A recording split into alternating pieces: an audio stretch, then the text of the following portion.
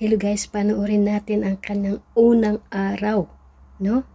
Sa pag-address ng kanya pong mga nasasakupan itong si Yorme Isko Moreno sa Manila City Hall, kung saan sinabi niya ang lahat ng nalalaman niya tungkol sa dating administrasyon na si Hani Lacuna. Aniya, maraming mga pirang medyo na gasto di umano nito ni Hani Lacuna, at ito ay binulgar niya in the first day sa kanya pong pagpupulong ng kanya pong mga nasasakupan. Anya, ang naggamit na pira at yung mga pensyon di umano sa mga senior, at pagtungkol dito sa basura, kanya pong nilahad ang mga pirang nag-astos at utang nito. Tara, ating panoorin. Pinalobo ninyo ang pensyon ng mga minamahal kong lolo't lola. Dinoble ninyo. Kailan? Sa kasagsagan ng kampanya. 940 plus million. Ginawa nyo 2 beses. Saan pupunta?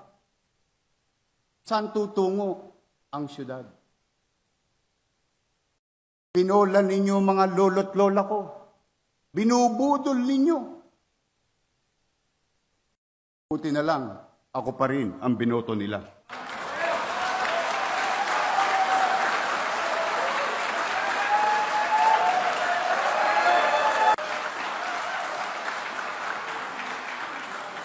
Sa aking mga minamahal na lolo't lola, mga nanay, tatay, buong kababaang loob po, maraming salamat sa pagtitiwala ninyo.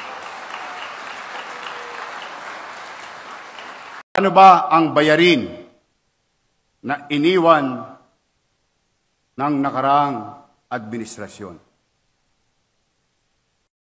Negative 10.2 billion pesos and counting.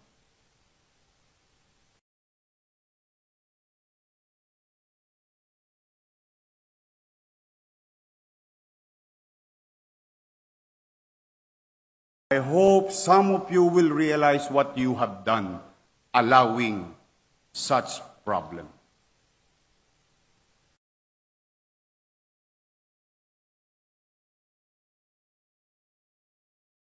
Never.